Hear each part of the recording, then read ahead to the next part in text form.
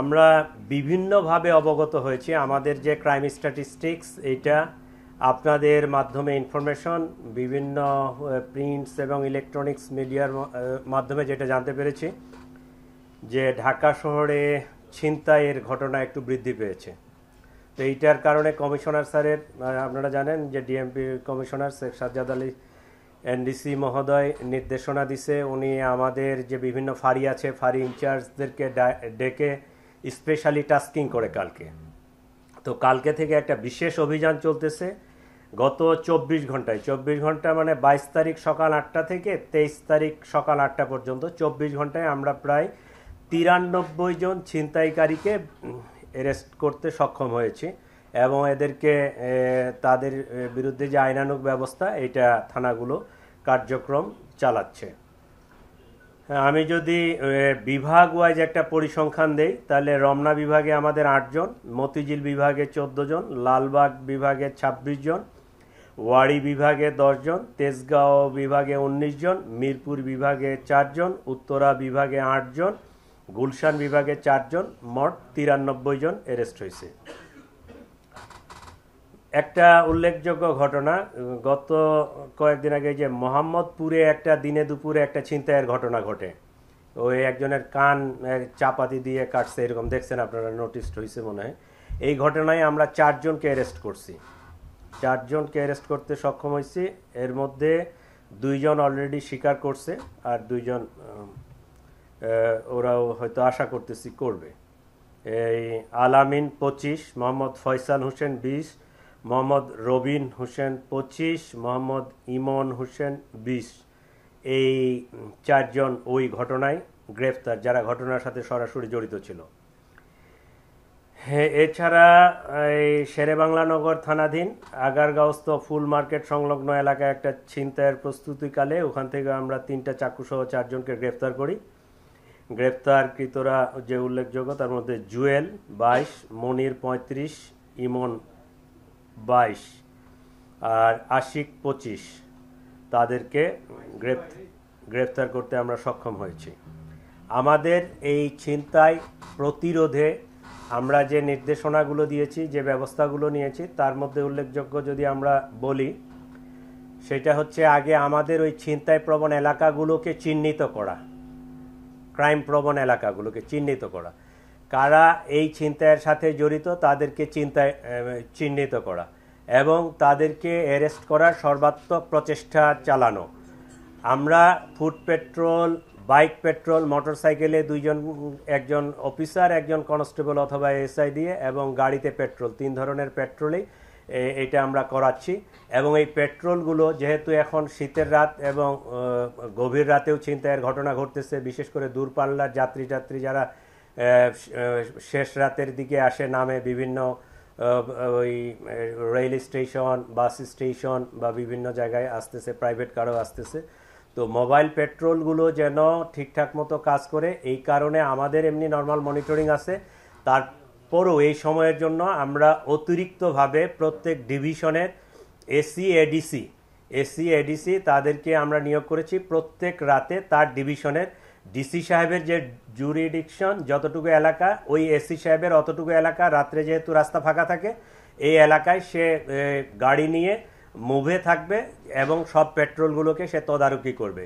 এছাড়াও আমাদের control room থেকে প্রতি ঘন্টায় ওই পেট্রোলগুলোকে ওয়্যারলেসে তাদের লোকেশনটা নেবে এবং তারা সজাগ আছে কিনা, কাজ করতেছে কিনা এগুলো করবে। এই প্রক্রিয়াগুলো আমরা নিয়েছি। আর যেটা কোর্টের প্রসেস এটা তো হবেই। তারপর আমাদের নির্দেশনা হচ্ছে যে ডিসি প্রসিকিউশনের মাধ্যমে এরা যেন অতি সহজে জামিন না পেয়ে যায়, কারণ দেখা যায় যে যারা এই কাজের সাথে অভ্যস্ত, ওই কোর্টে আমরা চালান দিচ্ছি, কয়েকদিন পরে জামিন নিয়ে বের হয়ে আসতেছে, একই কাজে আবার জড়াই পড়তেছে। তো তারা যেন জামিনটা না হয়, বিশেষ করে এই যে মহানগরীতে আমরা প্রায় 2 কোটির মতো লোক বসবাস করি, তাদের নিরাপত্তার কথা চিন্তা করে তাদের আমরা কোর্টকে বা সংশ্লিষ্ট বিচারকদেরকে রিকোয়েস্ট করব যেন তারা খুব সহজে জামিন যেন না পেয়ে যায়, আমাদের নিরাপত্তার কথাটা চিন্তা করে। তো এই ব্যবস্থাটাও আমরা নিচ্ছি। আর কিছু ছিল? এই মোটামুটি আমাদের পক্ষ থেকে আমরা টাইম টু টাইম যা পাই আপনাদেরকে আপডেট করব। আর আপনাদেরকে রিকোয়েস্ট করব, আপনারা যদি এরকম ওই ঘটনা সংক্রান্তে অবগত হন আমাদেরকে অবশ্যই জানাবেন, বিশেষ করে এলাকাগুলো চিহ্নিত করবেন। আমরা আজকে দুপুর থেকে একটা বিশেষ টিম নামাইছি, এটা সিভিলে নামাইছি। এটা দেখবেন যে ওই কাউরান বাজার, হানিফ ফ্লাইওভার, বিভিন্ন জায়গায় ওই যে দূর দূরান্তের পণ্যবাহী যে ট্রাকগুলো আসে, ইভেন ওই যে কাউরান বাজারে দেখা যায় যে মুরগির ট্রাক থেকে পিছন দিয়ে উঠে পট করে ঢুকে মুরগি টানে নিয়ে যাচ্ছে, মোবাইল টানে নিয়ে যাচ্ছে, কার্টুন নামায় নিচ্ছে, বিভিন্ন ধরনের এই যে পণ্যবাহী যে ট্রাকগুলো, এইগুলো থেকে পিছন দিক থেকে এই যে ছোট ছোট বাচ্চা পোলাপান, এগুলোকে আমরা আশা করতেছি অ্যারেস্ট করে ফেলবো, আমরা এগুলো সব ধরে ফেলবো। তো আপনাদেরও সহযোগিতা লাগবে। ধন্যবাদ আমার পক্ষ থেকে। আপনাদের কোনো প্রশ্ন থাকলে করতে পারেন। আপনি বলছেন যে 93 জন পেশাদার ছিনতাইকারী গ্রেফতার করেছেন, এদের পিসিকিউ কি চেক করা হয়েছে? এরা কতবার গ্রেফতার হয়েছে, কতবার জামিন পেয়েছে? এইগুলো 93 জনেই পেশাদার ওইভাবে আমি বলি নাই, এর মধ্যে উল্লেখযোগ্য সংখ্যক পেশাদার আছে যারা একাধিকবার গ্রেফতার হয়েছে এবং জামিন পেয়েছে। তারা জামিন যেন না পায় সেজন্য আপনারা ব্যবস্থা নেবেন। কি ধরনের স্পেসিফিকলি যদি আমরা এইটার তো আসলে আমি নিষেধ করতে পারবো না, জামিন নেওয়াটা তার একটা কিন্তু আইনানুগ অধিকার, ঠিক আছে? এবং এটা কিন্তু আমাদের যে জিআরও এবং সরকারি পক্ষে যে পিপিএ আছে যারা এটা মুভ করে, তাদের মাধ্যমে ওদের জামিনের বিরোধিতা করা। এই পাবলিক যে বিষয়টা আছে, পাবলিকের যে সিকিউরিটির বিষয়টা আছে, এরা যে এই বাহির হয়ে জামিন হয়ে আবার ছিনতাইয়ে জড়াই পড়তেছে বারবার, এই জিনিসটা কোর্টে উপস্থাপন করা, কোর্টকে জানানো, তাদের জামিনটা প্রলম্বিত করা, দীর্ঘায়িত করা, যেন জামিন সহজে জামিন না পেয়ে যায়।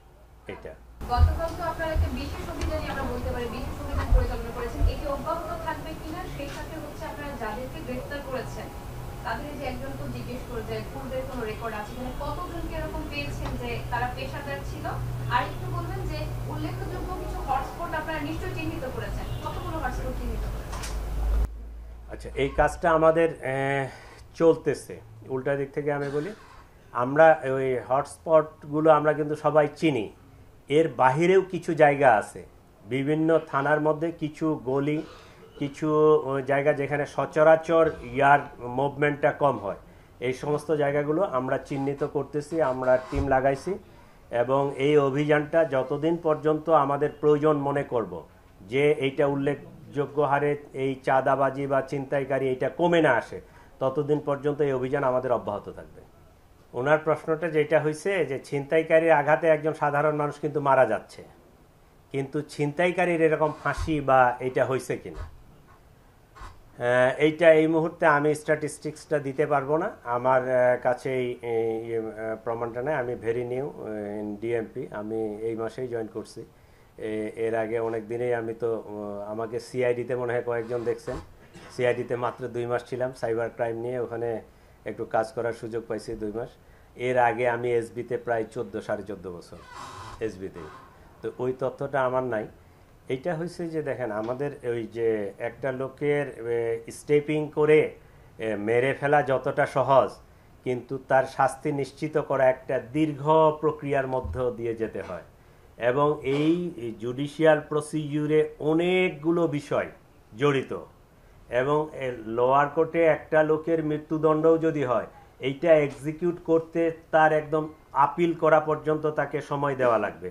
ওই পর্যন্ত যখন তার ওই মৃত্যুদণ্ডটা বহাল থাকে, তার লাস্ট রিসোর্ট হচ্ছে প্রেসিডেন্সিয়াল মার্সি, ওই পর্যন্তও সে যেতে পারে। তো এইটা কিন্তু এক লং প্রসিডিওর, এবং আপনি একটা লোকের কিলিং বা মৃত্যুদণ্ড আইনি প্রক্রিয়ায় আপনার যতগুলো প্রসিডিওর আছে, এই প্রসিডিওর ফলো না করে আপনি এক্সিকিউট করতে পারবেন না। এই জন্য এটা কিন্তু টাইম কনজিউমিং ব্যাপার, এটা অনেক টাইম নেয়। এটা প্রসিডিউরে আমাদের দেশে ওইরকম, এইটা আইন এবং কোর্ট আদালত অনেক কিছু জড়িত, ওইটাকে আপনি ওভারকাম করে বাইপাস করে কিছু করতে পারবেন না। তাহলে আপনাদের কি আইনের কোনো মাধ্যমে তারা অতি দ্রুত অন্য যারা আসামি আছে তাদের থেকে এরা অনেক বেশি, অনেক তাড়াতাড়ি এরা আসলে ছাড়া পেয়ে যায়, এটা কেন? এটা কি আপনাদের আসলে আইনের কোনো ইয়ে আছে কিনা, ফাঁকফোকর আছে কিনা, যে আসলে মামলা যখন এজাহার লেখেন তখন আসলে আপনারা ওই প্রতিবেদনটা ওইভাবে উল্লেখ করেন কিনা? বিষয়টা এরকম না। ওই যে পেনাল কোডে, তো আমাদের দেশের পেনাল কোডে আইনগুলোকে ডিফাইন করা আছে কোন অপরাধের জন্য কি শাস্তি, ঠিক আছে। এইটা সিআরপিসির যে ফৌজদারি কার্যবিধি যে আইনটা আছে, এইটার তফসিল 2 শিডিউল 2-এ কোন ধারাটা জামিনযোগ্য, কোন ধারাটা জামিনযোগ্য নয়, কোন ধারাটা আপোষযোগ্য, কোন ধারাটা আপোষযোগ্য নয়, এটা ক্লিয়ারলি ডিফাইন করা আছে। কোর্ট আসলে ওইটাই প্রসিডিওর ফলো করে। আগের সেই ট্র্যাডিশনাল ছিনতাই এখন খুব কমই হয়। ওই ভ্যানিটি ব্যাগ নিয়ে দৌড় দেওয়া বা ইয়া করা, এগুলো কিন্তু এখন কমে গেছে। মানে সময়ের বিবর্তনে আমাদের যেমন অভ্যাস বা আমাদের জীবনযাত্রাটা চেঞ্জ হয়ে গেছে। ওই ছিনতাইয়ের প্যাটার্নও, আগের যে ট্র্যাডিশনাল ক্রাইমগুলো ছিল চুরি বা এই জাতীয়, এগুলো কিন্তু এখন চেঞ্জ হয়ে গেছে। এখন ওই যে দামি মোবাইল টার্গেট করতেছে, এই আপনার ইয়াগুলো থেকে, প্রাইভেট কার থেকে।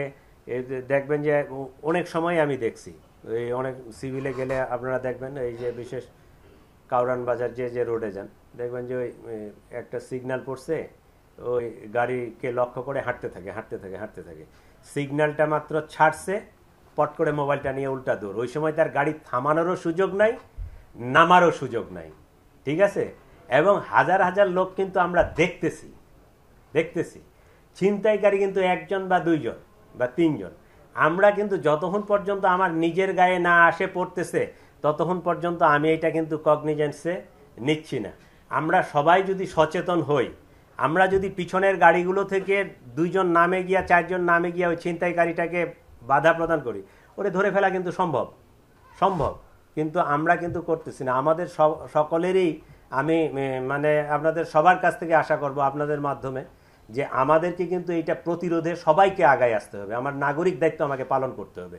তাহলে আমরা কিন্তু একটা মানে এইরকম ছিনতাই মুক্ত বা অপরাধ মুক্ত একটা সমাজ ব্যবস্থা গড়ে তুলতে পারবো। এটা আমাদের যার অবস্থান থেকে যার যতটুকু দায়িত্ব আমরা যদি পালন করি, তাহলে এটা সম্ভব। আমরা অনেক সময় অপরাধ দেখে ইগনোর করে যাই। ওইটা যতক্ষণ পর্যন্ত আমার ঘাড়ে না আসতেছে, পড়তেছে, ততক্ষণ পর্যন্ত আমি মনে করি যে এটা তো তার বিষয়, আমি অযথাই হয়রানিতে জড়াবো কেন।